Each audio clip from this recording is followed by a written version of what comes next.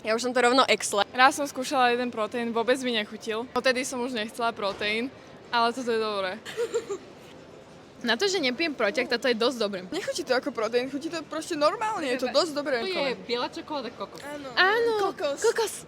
Rádny nechutí vôbec vegánsky. Poznám samozrejme Esty, väčšinu z tých príchutí mám a sú naozaj veľmi dobré, takže odporúčam. Mne to teda veľmi chutí, aj keď teda žiadne proteíny ani podobné veci teda nepijem, ale je to veľmi lahodné a je to veľmi dobré. že dosť dobrý, super. Je určite taký, že hustejší. Necháva taký akože tak trošku v ústach, taký aftertaste, že akože super, že páči sa mi, že není taký vodový, veľmi dobrý. Je chutný a nepovedala by som ani, že je vegánsky. Mňam dobré, sojové mlieko, sladké. Výborné, chutí mi to. Nechutí ako obyčajný proteín. Taký naozaj sladký a keď chceš niečo sladké, tak tiež to ti dobré. Výborný, veľmi chutný. Ja mám veľmi rada mlieko, takže cítim ten rozdiel, ale je to super.